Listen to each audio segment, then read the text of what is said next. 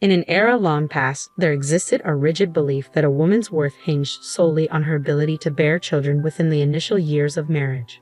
This archaic notion, however, stands in stark contrast to the progressive values of modern society. Regrettably, remnants of this outdated mindset still linger, perpetuating the harmful stereotype that a woman's purpose rests solely in her ability to conceive and give birth. Allow me to introduce myself. I am Ashley, a 25-year-old homemaker. Despite my tender age, I find myself unable to conceive. My journey has been marred by physical frailty since childhood, rendering me frequently absent from school due to illness. The consequence of my fragile constitution left me withdrawn, with pallid skin and a slight frame, a stark contrast to the vibrant health of my elder sister, Emily, who garnered all the affection and attention from our parents. Emily, a year my senior, embodied the epitome of vitality with her cherubic cheeks and enchanting gaze. Meanwhile, I languished in the shadow of my siblings' robustness, deemed by my parents as a defective entity, a burden they wished would soon be lifted. Their affections lavished solely upon Emily, I was relegated to the sidelines, a mere afterthought in their eyes. In times past, there persisted a belief: a woman who could conceive after 3 years of marriage was deemed worthless. Such notions now appear woefully outdated in the context of modern society. It's a regressive mindset, one that sadly endures, where some still harbor the assumption that all women should and will bear children, stigmatizing those unable to do so as worthless. My name is Ashley. I'm a 25-year-old housewife, incapable of conceiving. My journey has been fraught with frailty since childhood, rendering me frequently sickly and weak. With little physical vigor, school often eluded me, leaving me isolated and shy, with pallid skin and a slender frame. My parents regarded me as defective and despised my existence, showering affection solely upon my older sister Emily, who, unlike me, enjoyed robust health with rosy cheeks and luminous eyes. I too possessed large eyes, though my frailty cast them in a sickly light. Amidst our affluent upbringing, my parents doted solely on Emily, indulging her every whim while I languished in neglect. Left behind on family excursions due to my frail health, I remained an outsider, deprived of familial mementos. It was a torment, being deemed defective by those who should have offered solace. With no friends to confide in, loneliness became my constant companion. Upon reaching adulthood, my parents swiftly arranged my marriage to Kevin, who received a sizable sum in exchange for caring for a weak, infertile spouse like me. Kevin, ensnared in financial woes, wed me for financial gain. As a full-time housewife, I'd often pondered his true intentions, for he returned home late and inebriated, showing no semblance of affection. You should count yourself fortunate, they remind me, echoing my parents' sentiments of worthlessness due to infertility. Yet, despite years of marriage, the prospect of pregnancy remained elusive, a poignant reminder of my perceived inadequacy. Despite the cold treatment from my husband Kevin, there was a beacon of warmth in my married life. It came in the form of my father-in-law, brother-in-law, and his wife, who showed me kindness. My father-in-law, having known me since my marriage at the tender age of 20, embraced me as his own daughter. Meanwhile, my brother-in-law Mike and his wife Maria extended genuine concern towards me, with Maria's care shining particularly bright. Ashley, you need not conform to others' expectations like a lifeless doll, Mike, employed in a reputable firm, would often remind me. Maria, juggling her own career and managing her interior design office, exuded boundless warmth and cheer. Her caring nature prompted her frequent visits to check up on me, recognizing my solitude and loneliness. What began as simple tea sessions and chats evolved into meaningful lessons and guidance. Consider pursuing the qualification, even if it's a hobby, Maria encouraged me. Initially disheartened by my lack of formal education, I expressed my doubts.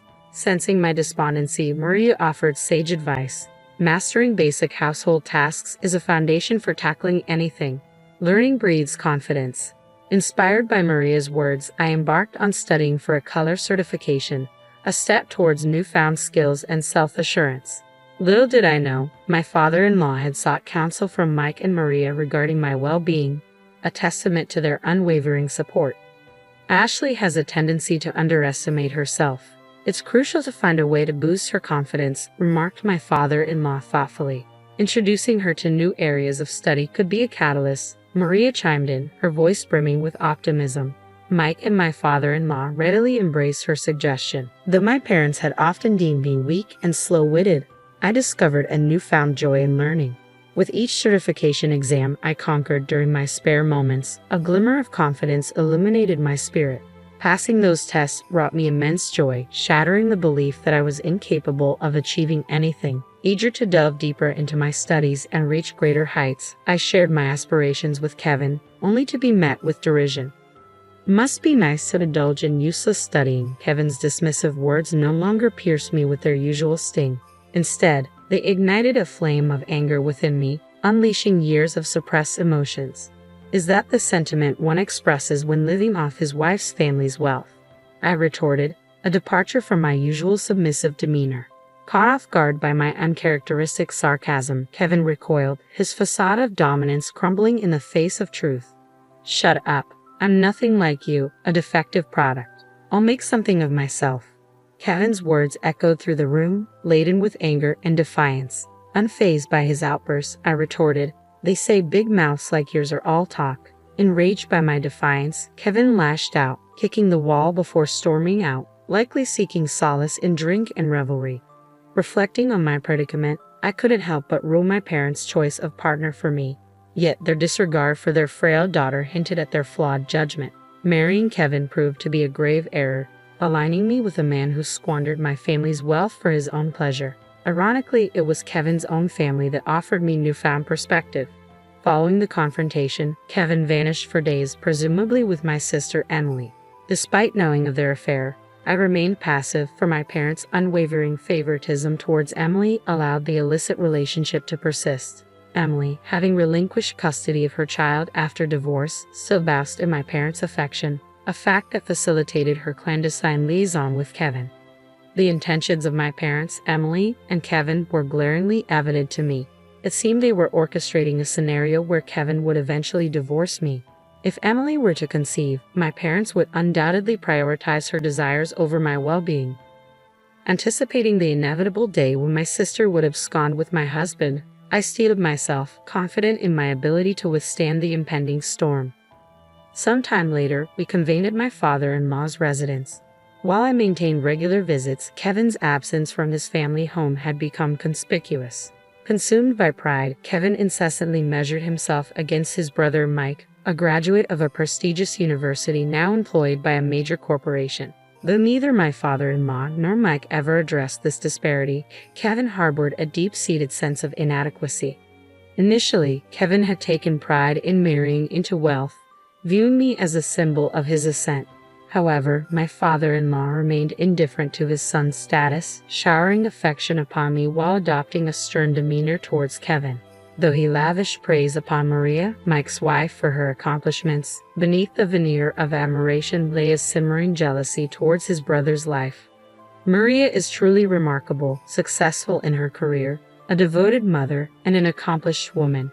Ashley, on the other hand, lacks intelligence and competence, Kevin would remark, thinly veiling his flattery towards Maria with insults directed at me. Though Maria appeared visibly perturbed by his words, she gracefully brushed off Kevin's disparaging remarks. "Ashley is my sister as well, and I find it unacceptable when she's insulted," Maria asserted firmly, her tone brooking no argument. Mike, nodding in solidarity, echoed her sentiment. "Kevin, before comparing Maria and Ashley, consider your own actions," Mike cautioned, his words laced with concern. With a dismissive click of his tongue, Kevin's immaturity became glaringly apparent, leaving me feeling profoundly embarrassed. My father-in-law, his gaze clouded with bitterness, had always treated his sons equally. Yet their disparate paths had left him disheartened. Though he had confided his frustrations to me in the past, today he found his voice, reproaching Kevin sternly. "Have you no shame, Kevin, relying on Ashley's family wealth while shirking your responsibilities? Ashley is a devoted wife. If you're to be a husband, you must learn to support yourself. It's a simple concept," he admonished, his words tinged with disappointment. Flushed with anger, Kevin retorted defensively, "Dad, Ashley was useless, a burden. I'm merely returning the favor." Mike, speaking on behalf of his father, delivered a cutting blow. "Kevin, as your brother, I'm compelled to tell you, your mindset is toxic. Normally quick to anger, Kevin's response was met with a rare silence, broken only by his cursing and abrupt departure. As I moved to intervene, my father-in-law held me back with a heavy sigh. "I'm sorry, Ashley. I had hoped marriage would instill in him a sense of responsibility, but it seems that's not the case." With weary shoulders, Mike and Maria slumped beside my father-in-law, mirroring his heavy sigh. Quietly, I lowered my head, preparing to depart, but Maria intercepted me with a reassuring touch. "Don't worry, Ashley. Everything is arranged," she assured me with a gentle smile.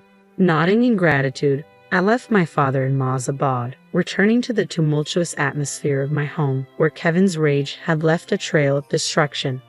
The room bore the scars of Kevin's tantrum, strewn with wreckage as he drunkenly bellowed his intentions. "I'm divorcing you, the barren one. Emily will be my new wife," he proclaimed triumphantly, reveling in the supposed consent my parents had given. So, Kevin had indeed chosen Emily. My parents had always catered to her whims, even at the cost of my marriage. They didn't object. Kevin had been well aware of my infertility when he married me, exploiting me for his convenience. Yet it was Emily who desired Kevin, and my parents tacitly condoned their affair. Perhaps now craving grandchildren, they saw Emily's potential pregnancy as an opportunity to unite her with Kevin. Such manipulative machinations were within my parents' capability.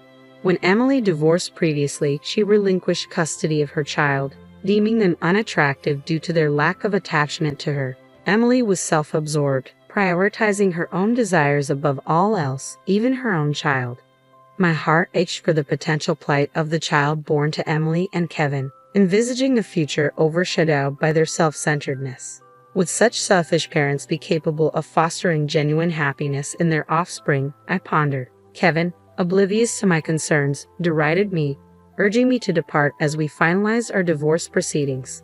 "I'll pay you alimony, you worthless," he sneered, oblivious to the fact that it would be my parents providing financial support.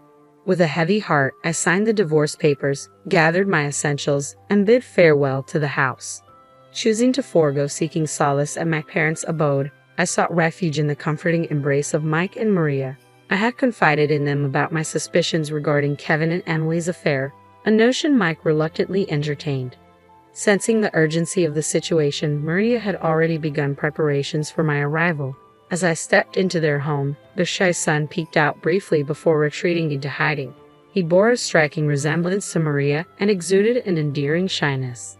Gathering around the table, we deliberated on our plans for the future. Maria, ever the pragmatic thinker, had secured a living arrangement for me, ensuring my safety and well-being amidst the tumult of divorce. With gratitude swelling in my heart, I found solace in the unwavering support of Mike and Maria, determined to navigate the uncertain road ahead with their guidance. I settled into the company housing provided by Maria's interior design firm, preparing to embark on a new chapter as an employee there. Despite my apprehension about entering the workforce for the first time, Maria's reassuring smile offered a beacon of encouragement. "Don't worry, Ashley, you got this," she reassured me with unwavering confidence. Under Maria's nurturing guidance and Mike's administrative support, I severed all ties with my family following the divorce. Mike took charge of informing my former father-in-law of our decision, emphasizing our collective disassociation from Kevin.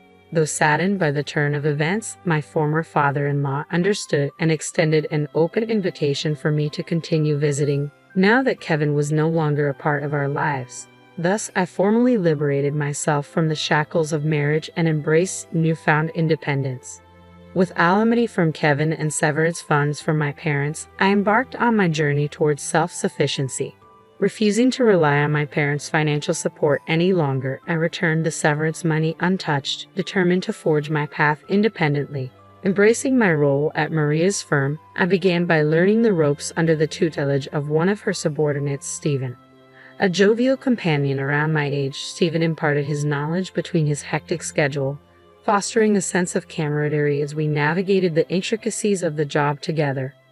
One morning, I arrived at the office early and took the initiative to tidy up, much to Stephen's surprise. "Wow, the office looks immaculate," he exclaimed, pitching in to assist with the cleaning. When I offered an apologetic explanation, he tilted his head in confusion. "Why apologize when you've done nothing wrong? "We're equals here. We work together," he remarked, his words a revelation. It was the first time someone had acknowledged me as an equal. With my history of feeling inferior due to my frailty and inability to conceive, I had always carried a sense of burden. Yet Stephen, with his competence, should have held a higher position, yet he dismissed my concerns with a laugh, emphasizing our equality through collaboration. It was a humbling realization, encountering such kindness and generosity. As we conversed, Maria arrived a bit earlier than usual, casting an observant eye over Stephen and me with a knowing smile.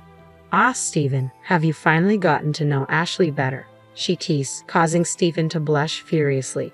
Perplexed by Maria's comment, I remained clueless until she leaned in to whisper, "Stephen has been wanting to speak with you alone. He's been waiting for the opportunity." Stephen, flustered by Maria's revelation, muttered, "Director, we agreed you wouldn't mention that," before hastily excusing himself to the break room.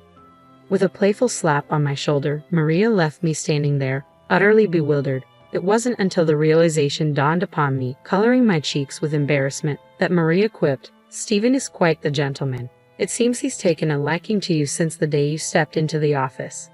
"I may be divorced, and I certainly have my flaws," Maria admitted, casting a meaningful glance at Stephen, who stood beside her, presenting her with a freshly brewed cafe latte. She then tenderly patted my bowed head before disclosing a surprising revelation. "You see, the son Maria and Mike have been raising isn't actually their biological child," she confessed, her words carrying a weight of sincerity. "He's a relative's child, taken in after his parents tragically perished in an accident. Essentially, he's been adopted into our family." Maria and Mike had made the conscious decision to prioritize raising a child who had lost everything. As Maria spoke, her gaze shifting between Stephen and me, her voice resonated with warmth and compassion. "When our son first called us Dad and Mom, I couldn't help but shed tears," she revealed, her emotions palpable. Parenting isn't solely defined by biological ties. Even with blood relations, there are instances where parents and children remain distant. But our son chose us as his parents, not by obligation, but by genuine affection. To me, that's far more precious than any bond forged solely through blood. With a gentle sip of the cafe latte prepared by Stephen, I found solace in its warm and soothing aroma, the tension in my heart easing with each comforting sip. Fast forward about 3 years from that moment, and my life had taken a significant turn. I found love again and tied the knot with Stephen just a year after we embarked on our journey together. Yet, when I once again found myself apologizing for my inability to conceive, Stephen's reaction caught me off guard. "Ashley, there's no need for apologies," he chided gently, his tone laced with warmth. "Would you expect me to kneel down and apologize for not being able to have children?" His words resonated deeply within me, dispelling the weight of guilt that I had carried for so long. With a shake of my head, I found solace in his laughter, his cheerful demeanor a balm to my soul. His simple reassurance became a beacon of hope, illuminating a path forward that I had never dared to imagine. Despite remarrying, I remained connected with Maria, Mike, and my former father-in-law. Their unwavering support and genuine happiness for my newfound happiness warmed my heart. Today, we found ourselves on a short trip, exploring a tourist spot that Maria had once described as delightful during her own family visits. As I sat in a chair, patiently awaiting Stephen's return from the restroom, I savored a moment of tranquility at a nearby tea shop, grateful for the love and companionship that now graced my life. Suddenly, a familiar voice pierced through the tranquil ambience. "Ashley," it called out, shattering the peaceful moment. Turning around, I found myself face to face with Kevin, my ex-husband, accompanied by my sister Emily. Emily, adorned in heavy makeup, still possessed her trademark beauty, though it seemed somewhat exaggerated. "You're still moping around, traveling alone after the divorce," she remarked, unaware of my recent remarriage. Ignoring their presence, I eagerly awaited my husband's return from the restroom. Upon his arrival, my husband, perplexed by the unexpected company, apologized for the crowded restroom. His puzzled expression spoke volumes, silently questioning the identity of our uninvited guests. Desperate to depart from the uncomfortable encounter, I urged my husband to leave, hoping to avoid further confrontation. Yet Emily's derisive tone cut through the air as she mocked me for finding another partner despite my perceived shortcomings. Attempting to maintain composure, my husband intervened, asserting his role as my spouse. "I am Ashley's husband," he declared firmly, his gaze unwavering. "And her name is now Ashley Stevens." Furthermore, we are expecting a child. With a gentle pat on my belly, he unveiled our joyous news, leaving Kevin visibly pale. Emily, however, responded with a sneer, casting doubt on the well-being of our unborn child. In a steely tone, my husband responded, "Ashley is currently expecting her second child. Our eldest daughter is a healthy 2-year-old, currently in the care of my parents." Kevin's complexion drained at the revelation, mirroring my own astonishment. The news of my second pregnancy had initially caught me off guard. I vividly recall my disbelief when the doctor at the maternity clinic confirmed my ability to conceive, contrary to the beliefs instilled in me by my parents. My parents had always led me to believe that I was unable to bear children, a notion I had unquestioningly accepted. Yet it turned out that my body was perfectly capable of conception. When I shared the news with my husband, he was elated. However, it left me wondering why I had never conceived during my marriage to Kevin. Seeking answers, I confided in Maria, who, after a moment of contemplation, voiced a troubling hypothesis. According to Maria, there was a possibility that my parents had deceived me all along. It was likely that they had discouraged me from having children, fearing the potential complications that could arise from my fragile health. In fact, they might have gone as far as instructing Kevin to use contraception to prevent pregnancy. It was a shocking revelation, one that shed light on the manipulative tactics employed by my own family. Having remarried, Stephen and I welcomed a healthy baby girl into our family, followed by a son during my second pregnancy, both of whom thrived. Yet, despite the joy of motherhood, I couldn't shake off the lingering burden of guilt stemming from my parents' deceitful machinations. As Stephen and I prepared to depart, Emily's cruel words pierced through the air, her smirk laden with malice. Had terminated Kevin's pregnancy. It was a botched attempt, she jeered callously, admitting to aborting the fetus due to potential disabilities. Kevin, desperate and pleading, implored me to relinquish one of my children, fearing he would be disowned otherwise. Emily's laughter echoed with malicious glee. Fueled by rage, I was on the verge of erupting, but Stephen's firm grip on my arm halted me. With a contemptuous glare at Kevin and Emily, Stephen's voice dripped with disdain. "Save your vile remarks for your own demise," he spat out, his disgust palpable. Without another word, he guided me away, refusing to dignify their cruelty with a response. I followed suit, casting a final disdainful glance over my shoulder, feeling as though I had glimpsed the depths of depravity reserved for their unborn child. In due time, I welcomed a baby boy into the world, adding to the challenges of caring for my 2-year-old daughter and newborn son. Despite the demands of motherhood, my husband stood by my side, offering his unwavering support. Meanwhile, my ex-husband Kevin found himself deserted by Emily, left to fend for himself as his financial woes mounted. Rejected by my former father-in-law and brother-in-law when he sought assistance, Kevin's predicament left them dumbfounded. As for my selfish parents and sister Emily, their actions eventually led to their downfall. Emily's reckless pursuits, including affairs with married men, resulted in numerous lawsuits and hefty alimony payments. Gradually, her fortune dwindled, and her reputation crumbled. Unable to intervene, my parents watched helplessly as Emily's actions drained their assets. To compound matters, Emily's ill-advised dealings with a dubious company left her ensnared in a web of debt, pursued by relentless creditors. My parents and Emily have fallen on hard times, but their plight no longer weighs on me. They are mere blood ties, estranged from my true family, my loving husband and our 2 precious children. Their well-being is my sole concern now. As I tended to our son's needs, my husband delighted in play with our daughter, their laughter filling our home. Observing their joyous interaction, a wave of gratitude washed over me. Caught up in the moment, I found myself smiling uncontrollably. My husband, noticing my expression, inquired, "What's on your mind, Ashley?" "I'm just overwhelmed with happiness to be with you, Stephen," I confessed. With a playful grin, he teased, "Well, you're Mrs. Stephen too." His light-hearted remark elicited laughter from all of us, filling our hearts with warmth and contentment.